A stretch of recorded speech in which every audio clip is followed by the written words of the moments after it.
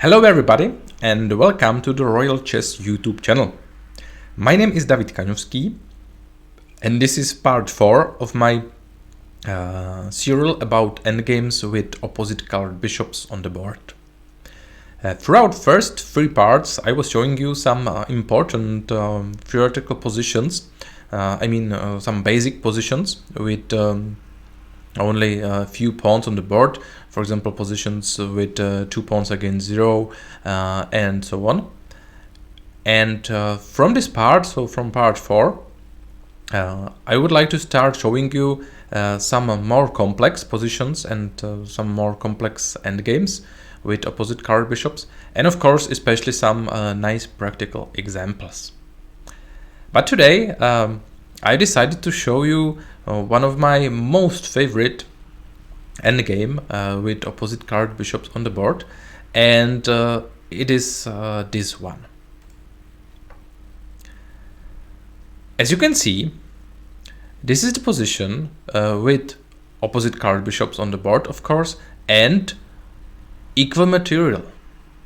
Both sides in here have 4 pawns, so it seems very probable that the game should end in a draw, because usually when we have only opposite colored bishops on the board and material is equal, it's really maybe even weird that one of the sides could win the game. But of course this position is far from a clear draw. The reason is that black has a much more active king in this position, which is great especially for black passed f-pawn. And of course the second important thing is that black king can go to the queen side to attack white pawns on a3, b4 and c5. So of course in this position the only side who can play the game for a win is black, but the question is it enough? Can black win this position? Before I tell you the right answer and the objective truth of this position, let's try to play let's say normal game, normal continuation here, and let's say white is on the move, and okay, what should white do in this position? As I have mentioned throughout the first 3 parts of this serial, endgames with opposite colored bishops are quite unusual, because in most of endgames you should defend actively. But in this type of endgame, passive defense is in many examples the right way of defense, and here white cannot make any active counterplay, any active plan, so he can just wait. Okay, so let's play bishop d8, bishop c6, and bishop c7. And of course this can be named as let's say active counterplay, because with this maneuver of white bishop, white is attacking pawn on f4, and of course usually it is very good for weaker side to pass opponent's passed pawn on the same color as its own bishop, because here if black pawn could stay on f4, then black bishop together with its pawn is covering all 3 squares. But of course now if black wants to attack white pawns on the queen side, there is no other way than to play f3. And now of course the good point for black is that the pawn is protected by its bishop, but of course now white has much more options, especially with its king. So after f3, white is just waiting again. Let's say bishop d8, king d3, bishop c7, and of course black is going to the queen side. And in fact, white cannot protect his pawn on a3 because black can go through b2 square. So white is just waiting. And black is of course taking the pawn on a3.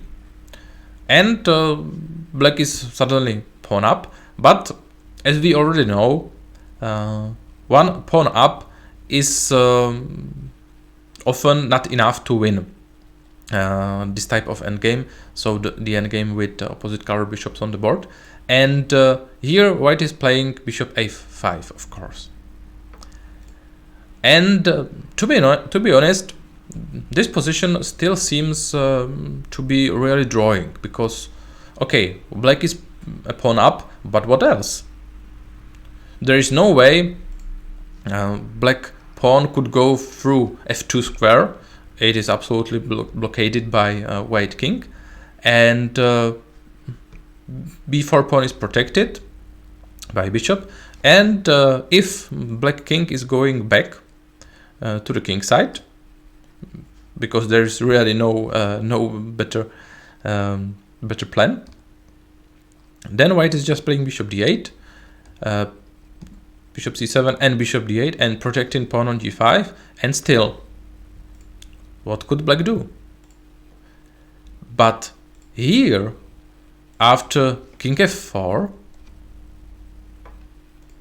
suddenly white is in a big trouble, because here it is a very nice example of another Zugzwang, and in fact white would really love not to make any move in here, because both his pieces, so king and bishop, are staying perfectly, but of course one of it needs to move at the moment, and that's a big problem. Because if you go with a bishop in here, so through the diagonal a5 d8, you are losing pawn on g5. And of course, after losing pawn on g5, it is bad for white. But the problem is that if you go bishop e7, which seems logical, protecting pawn on g5, and we can think that a5 square is protected by pawn from b4, so there is no need to protect it by bishop from d8. But here black is playing very nice move a5, and thanks to this sacrifice of a pawn after taking and b4, suddenly material is equal again on the board, but black is easily winning. Because now let's see the position of black bishop, which is absolutely amazing on the diagonal h1 a8, because he's not only protecting its own pawn on f3, but also protecting both white passed pawns. And on the other hand, white bishop cannot protect both black passed pawns, and thanks to that black is winning. So this is a very nice idea of black, how to win this endgame, how to win this position. So if you go back after king f4, the only other try for white is king f1. But after king f1, black is playing king e3, of course. And still it is a Zugzwang, because after, for example, bishop c7, okay, it seems still, let's say, fine for white, because now pawn on g5 is not under attack and bishop is protecting a5 square. But again black is playing a5, even with a white bishop on c7, because if white is taken with a pawn, then of course black is going with his b pawn just forward. But if white is taken with a bishop on a5, then this bishop is too far from the king side and from black past f pawn. And after bishop d5, bishop on c4 is coming with a check, then of course f2 check and promoting f pawn to the queen. So this is just amazing, I believe, that black can win the endgame, the position with the opposite colored bishops on the board with an equal material, just thanks to a Zugzwang and thanks to a very nice a5 move with sacrificing a pawn. But now let's ask again, what is the objective truth of this endgame, of this position? And now I will answer you. The objective truth is that the starting position is winning for black if black is on the move, and is drawing if white is on the move. So if we go back to our starting position of this beautiful endgame, another very interesting question is where white made his mistake. And of course, if you think about it and think about that I just said that with white on the move, position is drawing, and with black on the move, the position is winning for black, then I think you can discover what was the key mistake by white. And the truth is, and it is really unbelievable, that the mistake by white is this move, is bishop d8.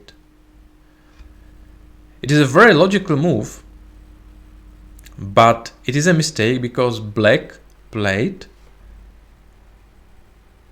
a fantastic bishop c6 move, and this is in fact the key move for black in this position, because without this move black is not winning. Why? The reason is that if we go back again, in this position the right move for white is c6.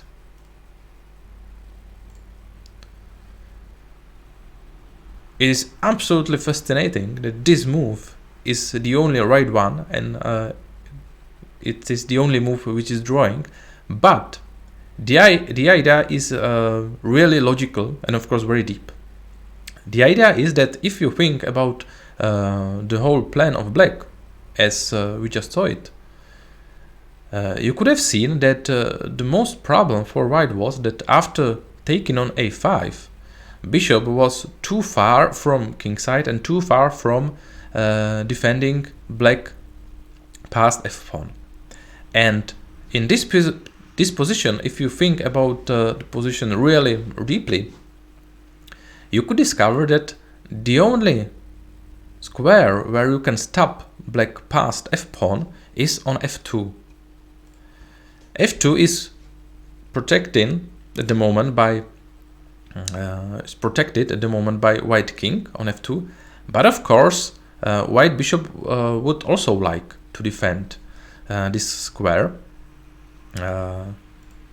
let's say as easy as possible, and this diagonal is quite short for white bishop, and of course quite difficult to get here. So much more important diagonal for protecting black past f pawn is this one, g1 a7. But what is the problem? The problem is of course pawn on c5, which is blockading this diagonal for white bishop, and that's the reason why white should play c6 in here and opening the diagonal g1 a7 for white bishop. And after this move the position is really drawing, because after taking on c6 white is just waiting again, and after bishop c7 we can play exactly the same line, And here, black is already 2 pawns up, but he has no win anymore. Because after going back to the king side, after king f5, white is easily protecting pawn on g5 with bishop d8. And after king f4,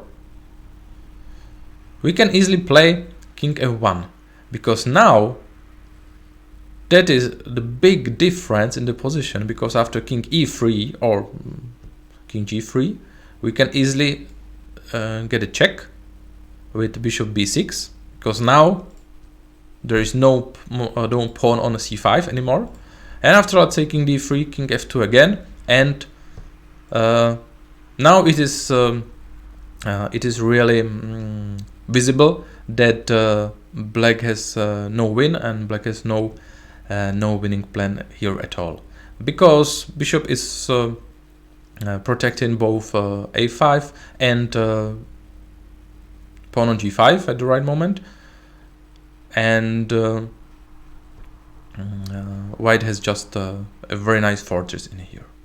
So as I have said, this is really one of my most favorite position from this type of endgame with opposite card bishops on the board. And I have to say again that for me this example is just amazing, that here after bishop d8, bishop c6, black is winning, but after c6 and sacrificing our passed pawn on c5, the position is a draw, and black has no way how to win this endgame. So this is exactly the reason why I really like endgames with opposite card bishops, because we can find many really nice examples, and of course with another parts of this serial which are coming, of course. I would like to show you another really brilliant examples, not only theoretical examples, but of course also practical examples with players, or better to say from games played by really strong players. So I would like to show you that also really strong players make very nice and very instructive mistakes in this type of endgame. So thank you for watching. I hope that you liked this example as much as I do. Thank you for liking my videos. Thank you for liking Royal Chess YouTube channel, and of course see you next time throughout part 5. See you.